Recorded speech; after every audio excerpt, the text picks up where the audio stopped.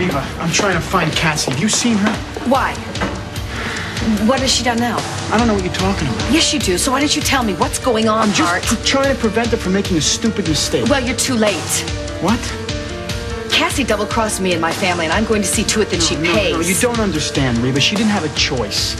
How do you know? Because she was being blackmailed. That's what she told me. She had to get on the inside of Lewis Oil. Yes. Blackmailed my eye. Cassie is Alan Spaulding's spy. Spaulding. Alan Spaulding. That's why she'd want to tell me who they were.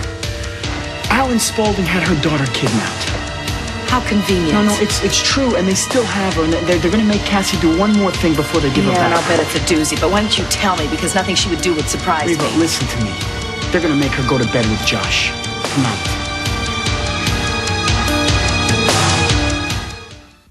Cassie may be able to charm Billy, but there's no way on earth that she's going to get Josh into bed. Well, that's exactly what Alan's forcing her to do if she wants her daughter back. And you bought that story?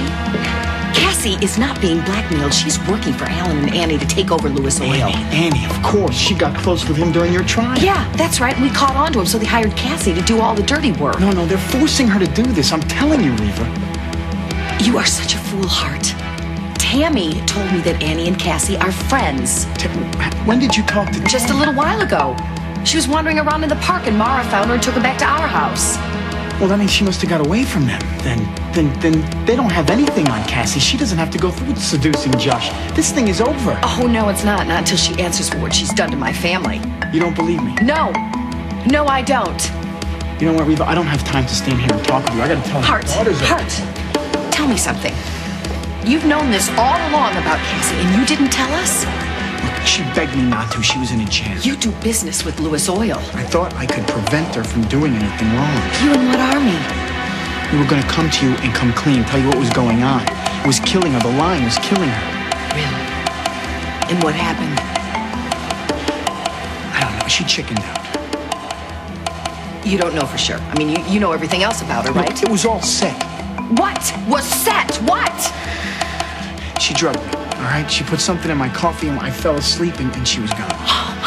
And you're still defending her? Reva, she was afraid. They had her back in a corner. Oh, my God. Wake up. Wake up and smell the truth.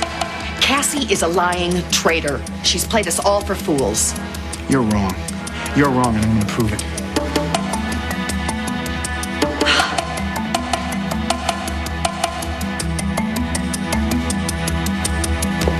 The role of Jack Blue is now being played by Brian Dellett. Ben Warren made Jesse out to be bad, and he's not. Roy is the criminal here, not Jesse.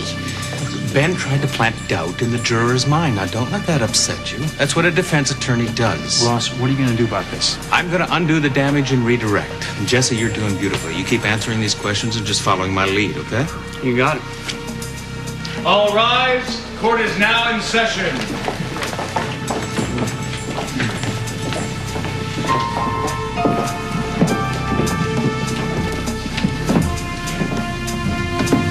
Be seated. Mr. Mahler, the witness is yours on redirect. Mr. Blue, you are still under oath. Mr. Warren accused you of attacking Abigail Blue. Did you? No, sir, no way. Is there any truth in any of the accusations made against you by the defense? No. Do you hold Dr. Edward Bauer or any member of the Bauer family responsible for your mother's death? I did when I was growing up, but not anymore. Once I met Michelle and her family, I realized that the Bauers are good people. I have no reason to hold a grudge against them. Yet you admit that you did at one time. Yeah. Why is that? When the record clearly shows that Dr. Edward Bauer did absolutely nothing wrong. In fact, he went to extraordinary lengths to try and save your mother's life, correct? Yeah, but my old man, he never cared about the facts. He still doesn't. He blames Dr. Ed Bauer for killing my mom. And he hates every Bauer because of it. And he taught me how to hate them, too. And what changed your mind? Michelle Bauer. She changed my mind. How so, Mr. Blue? Michelle is the most beautiful creature I've ever seen, inside and out. And I know she could never be that way if her father was the monster that my dad made him out to be. She also showed me a different way, that the world isn't just about hate and violence. She showed me a better way. She showed me how to love. Mr. Blue, Do you love Michelle Bauer? Yes, I do. I love her with all my heart. And I'd never want to see anything bad happen to her, her family, or anybody she cares about. Thank you very much. No further questions. There's also another reason why I feel very close to the Bauers. Mr. Blue, the testimony you've given up to now is quite sufficient. No, you see, I owe my life to Michelle's father. Not many people know this, but about 5 years ago, I got a heart transplant. Objection. The witness medical history is irrelevant to my client's innocence, Your Honor. Overruled. The witness is expressing his feelings about the Bauers. You opened the door to this line of questioning by bringing up the witness's emotional relationship to them. Go on, young man. Michelle's father, Dr. Ed Bauer, he knew I was born with a defect in my heart. And he knew I wouldn't live to see the age of 20 if I didn't get a new one. So when his wife died, he made sure I got hers. That's a lie! So actually, Dad, it's the truth. You didn't know that, but every word of it is the truth.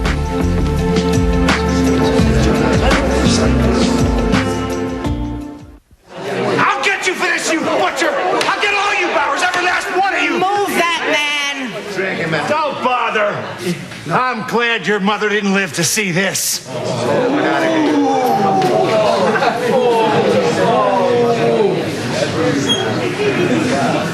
Are you through with the witness? Not quite, Your Honor. Mr. Blue, remember that you are still under oath. I have one final question I hope will clear up any misconceptions the jury may have on this subject. Did you attack Abigail Bloom to get revenge against the Bauer family? No, I did not. Abigail Bloom is like a sister to Michelle. And hurting her would be like hurting Michelle. So no, I would never ever do that.